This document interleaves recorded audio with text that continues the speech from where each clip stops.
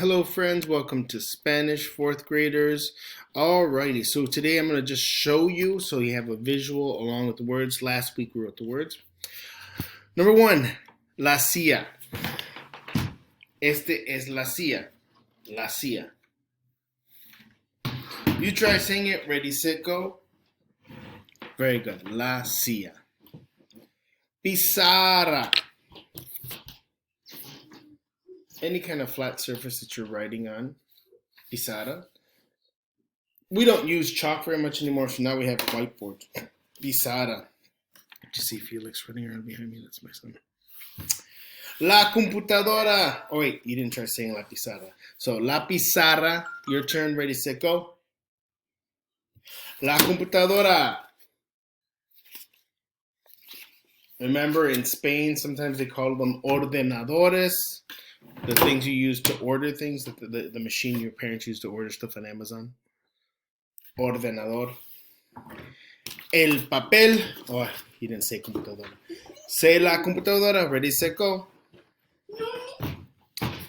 El papel. Papel, paper. Your turn. Ready, set, go. Slightly different when you put them all together and you have it in a pack. El cuaderno. Cuaderno. Your turn. Ready, set, go. Good old faithful. El lápiz. El lápiz. Pencil. Your turn. Ready, set, go. Very nice.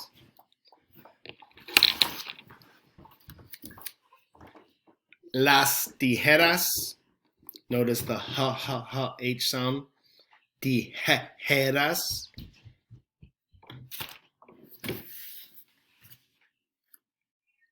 That's what we're going to focus on. I'm not going to do too much with bolígrafo.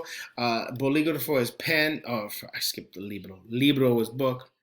Bolígrafo is pen. And everyone, well, not everyone. There's a lot of different ways to say pen in Spanish. In Spain, they say bolígrafo. In Mexico, we say pluma.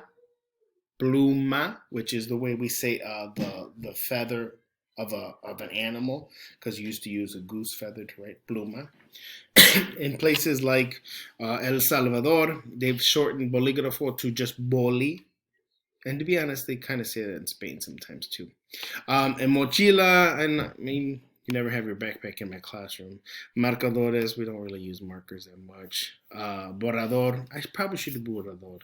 And I don't have a stapler here at home. Thank you so much, guys. Good job. Oh, Felix.